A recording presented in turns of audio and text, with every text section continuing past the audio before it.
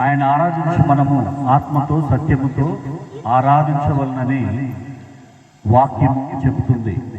యోహాను సువార్త 4వ అధ్యాయము 23, 24 వచనాలు మరి బైబిల్ తీసి చదవండి.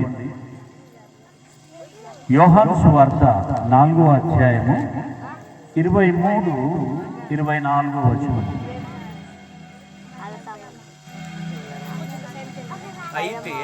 అయితే యథార్థముగా ఆరాధించువారు ఆత్మతోను సత్యముతోను తండ్రిని ఆరాధించు కాలము వచ్చుచున్నది, అది ఇప్పుడును వచ్చేయున్నది. తన్ను ఆరాధించువారు అట్టువారే కావాలనని తండ్రి కోరుచున్నాడు. దేవుడు ఆత్మ గనుక ఆయనను ఆరాధించువారు ఆత్మతోనూ సత్యముతోనూ ఆరాధించవలెనను. అందరూ కూడా ఆయనను ఆత్మతో సత్యముతో ఆరాధించుదాం.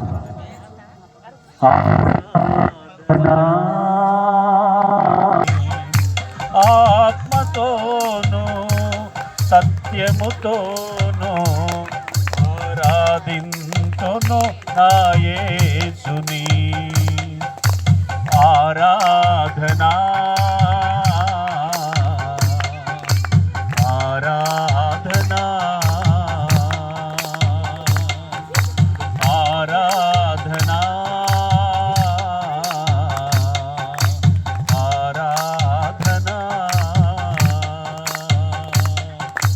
ప్రభు యేసు క్రీస్తునికే ఆరాధనా. నా ప్రాణ ప్రియునికి ఆరాధనా. ప్రభు యేసు క్రీస్తునికి ఆరాధనా. నా ప్రాణ ప్రియునికి ఆరాధనా. ఆత్మతోను సత్యముతోను ఆరాధింతును నా యేసుని. ఆత్మతోను సత్యముతోను ఆరాధింతును నా యేసుని. ఆరాధనా ఆరాధనా ఆరాధనా ఆరాధనా.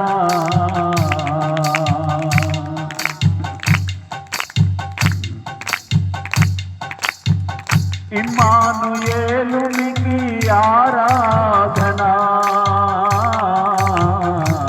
ఇశ్రాయేలు దేవునికి ఆరాధనా. ఇమ్మానుయేలునికి ఆరాధనా. ఇశ్రాయేలు దేవునికి ఆరాధనా. ఆత్మతోను సత్యముతోను ఆరాధింతును నా యేసుని. ఆత్మతోను సత్యముతోను ఆరాధింతును నా యేసుని. ఆరాధనా ఆరాధనా ఆరాధనా ఆరాధనా. ప్రభు యేసు క్రీస్తునికే ఆరాధనా. నా ప్రాణ ప్రియునికి ఆరాధనా. ప్రభు యేసు క్రీస్తునికి ఆరాధనా. నా ప్రాణ ప్రియునికి ఆరాధనా. ఆయన ఆత్మ గనుక ఆయనను ఆరాధించు వారమైన మనము ఆత్మతోనూ సత్యముతోనూ ఆరాధించవలనని దేవుని వాక్యము వచనము తెలియపరుస్తుంది. ఎందుకంటే దేవుడు ఆత్మయైన, మరి ఆత్మ అయినటువంటి దేవుడు ఎందుకు శరీరమును ధరించి వచ్చాడు ఈ లోకానికి? ఎందుకు శరీరమును ధరించి వచ్చాడు అంటే, మనుషుల పాపములు ఎప్పటి వరకు బలులు ఇస్తే ఎద్దు, గొర్రె, మేక యొక్క రక్తం, పేదవారైతే పావురము లేదా గువ్వపిల్ల యొక్క రక్తమును పేదవాళ్ళు పెద్ద పెద్దవి ఇవ్వలేరు కనుక గువ్వపిల్ల, పావురము లాంటి దాన్ని తీసుకుని వచ్చినప్పుడు యాజకుడు, దైవజనుడు అనగా పాస్టరు అనవచ్చు. కాబట్టి ఎప్పుడైతే ఆ విధముగా మరి ఇచ్చినప్పుడు ఆ దానిని తీసుకొని వారి పాపముల కొరకు బలి చేయడం అనేది, రక్తమును చిందించడం జరుగుతుంది. అప్పుడు పాపములు పరిహరింపబడతాయి. కాబట్టి శాశ్వతమైనటువంటి పరిష్కారము ఇవ్వటానికి దేవుడే మానవుడుగా ఈ లోకానికి దిగి వచ్చాడు. హల్లెలూయా. మనిషి పాపం చేస్తూనే ఉంటాడు. తన పాపాల కొరకు ఒక గొర్రెనో, మేకనో, మరి ఎద్దునో, కోడి దూడనో, కొవ్విన దూడనో, మరి గువ్వనో, పావురమునో వారి పాపాల కొరకు మరి ఇవ్వవలసి ఉంటుంది.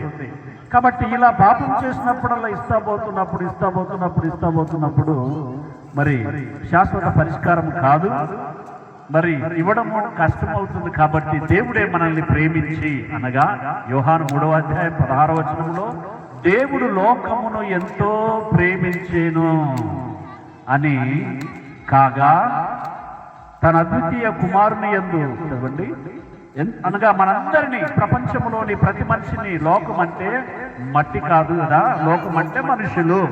కాబట్టి మరి లోకంలోని ప్రతి మనిషిని ప్రేమించి ఆ మనుషుల పాప పరిహారార్థమై ఆయన లోకానికి వచ్చాడు. ఆ యోహాను 3:16 చదువుదాం. దేవుడు లోకమును ఎంతో ప్రేమించెను కాగా ఆయన తన అద్వితీయ కుమారునిగా పుట్టిన వాని యందు విశ్వాసముంచు ప్రతివాడును నశింపక నిత్య జీవము పొందునట్లు ఆయనను అనుగ్రహించెను. లోకము తన కుమారుని ద్వారా రక్షణ పొందుటకే గాని లోకమునకు తీర్పు తీర్చుటకు దేవుడు ఆయనను లోకములోనికి పంపలేదు. హల్లెలూయా, హల్లెలూయా. యేసు రక్తమే జయం. అపవాది క్రియలకు అనంత కోటి నాశనము కలుగునుగాక. దేవునికి స్తోత్రం. దేవుడు ఏ ఒక్కరు నశించుట, చెడిపోవుట ఆయనకి ఇష్టము లేదు. ఏ తల్లి లేదా తండ్రికి ఎవరైనా చెడిపోవటం ఇష్టం ఉంటుందా? తాగుబోతులు కావాలని, దొంగలు కావాలని, అబద్ధులు కావాలని, హత్య చేసేవారు చంపేవాళ్ళు కావాలని, నరహంతకులు కావాలని, మరి ఆ విధంగా ఉండాలని ఏ తల్లిదండ్రులని ఇష్టపడతారా? ఏ తల్లిదండ్రులు పిల్లలు అలా ఉండాలని ఇష్టపడరు. హల్లెలూయా. కాబట్టి మంచిగా ఉండాలి, ఒకరినొకరు గౌరవించి ప్రేమించి జీవించాలని దేవుడు మరి మనందరినీ ప్రేమించి ఈ లోకానికి వచ్చాడు. కాబట్టి ఆయన వచ్చిన రోజును, దినమును మరి క్రిస్మస్ దినముగా